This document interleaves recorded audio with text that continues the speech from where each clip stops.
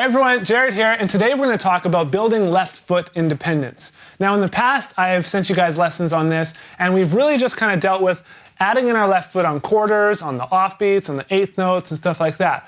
But this time it's going to get a little bit more tricky. Now, one thing I want to mention is I got a cowbell here on my left foot, and that's number one, just because I think it sounds cool, and when can't you have more cowbell, right?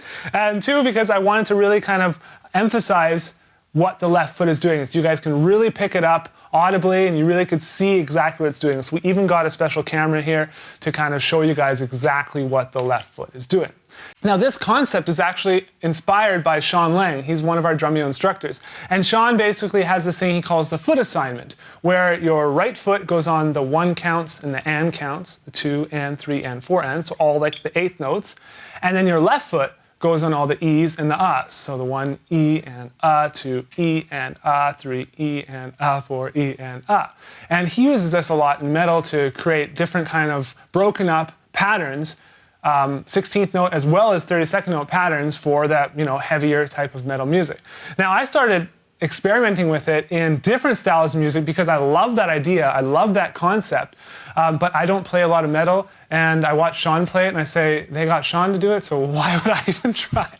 And so I'm kind of just experimenting with it in different kind of funk grooves, different kind of rock grooves, and trying to find my own broken up patterns, because I haven't been using a double pedal a lot, but a double pedal, 2 bass drum beaters on the bass drum, but I do have a double pedal, right? I have a hi-hat and I have a bass drum. So why can't I use my left foot more? Why can't I integrate this left foot into more of my drumming when my other limbs are doing stuff all the time? And so it seems weird just to let it sit there all the time. So I've really been focusing on keeping my left foot going. Give it something to do, as long as it adds to the groove. And generally, I'm finding it adds to the groove a lot, okay? And so what I've done is I've put together just 3 exercises that are gonna help you develop this. And what you'll notice, especially in the last 2 exercises, is the right hand and the left foot are basically doing this.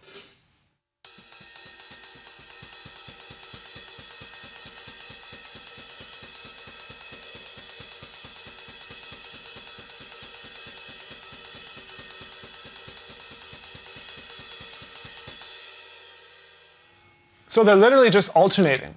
And once you get comfortable with that, then you can kind of start working out this whole foot assignment thing, which is really, really fun to do, because you can get some broken up, funky patterns going, or some consistent and constant patterns that really just add to the whole foundation of the groove. So let's take a look at exercise 1. I basically have the left foot going on the E and the A of 1, and then the E of 2, and then I have it going on the E and the A of 3.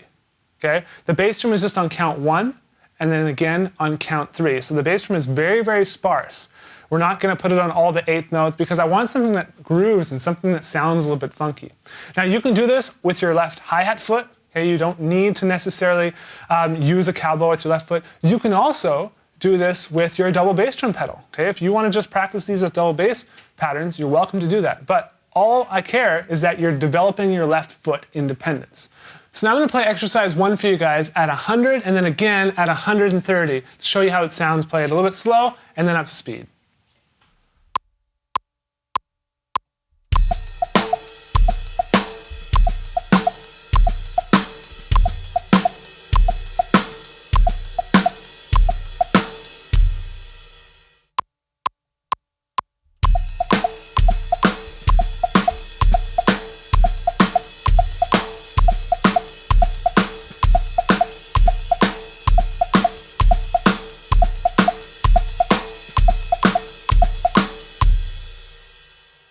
Now in exercise 2, we're basically going to add the left foot on all the E's and A's throughout the whole bar. And this is something I was experimenting with because generally with your feet, you're used to going right, left, right, left, right, left, daga, daga, daga.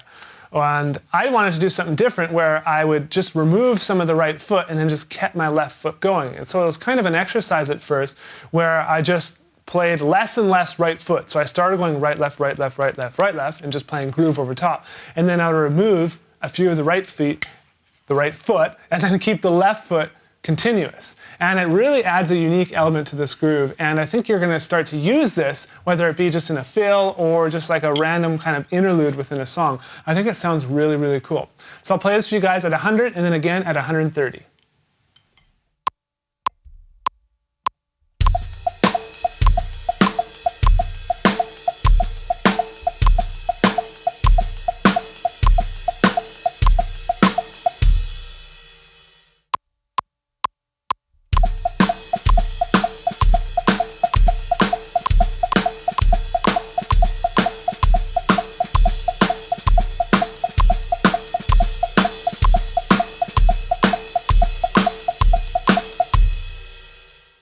Now the final groove we're going to look at is basically a halftime groove. So the left foot is doing the same thing. We're just positioning the snare drum on count 3.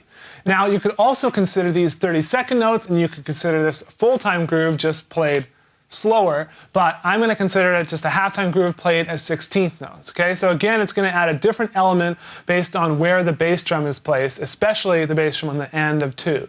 So it's going to feel a little bit awkward at first. You're going to be thrown off balance. So make sure when you're sitting on your stool, you're sitting up straight, as well as not right at the back of the stool. So don't sit back like this, but just sit up nice and straight and try and find a good balance point, because when you're doing this, you're naturally going to want to get a little bit tipsy, okay?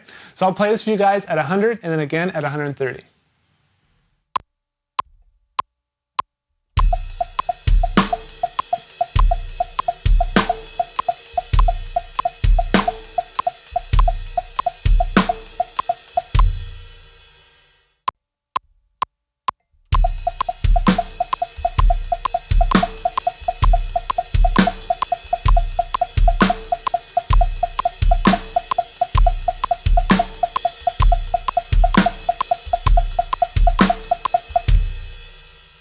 So there are just 3 exercises to really help you work on your foot assignment. The left foot on the E's and the Ahs, the right foot on the 1 and 2 and 3 and 4 and. I really, really hope you guys are inspired to do something with this, because you can literally just take this to wherever you want to go. I've split up my left foot between 2 pedals before. If you can fit 3 pedals over here, you can do that, and you can have 3 voices going on the E's and the Ahs and have other stuff going on over here. It's just really, really fun. And this is something I'm still working on personally. I haven't got it to like the level where I would love to be at, okay? So I'm going to continually practice and get better at it and focus on timing and stuff like that. Now, if you guys like these lessons, which I really hope you do like these lessons, you can support us just by a couple things, okay? You can go ahead and you can click the Drumeo link in the more information box below, and that basically will just take you to our Drumeo website where you can buy some of our training packs. No pressure if you're not into that sort of thing. You can also just like this video, subscribe to our channel. Anything helps, you know. The more people that follow our lessons and share our lessons, the more it helps us out. So thank you guys so much for watching this video, and I'll see you guys very soon in the next lesson.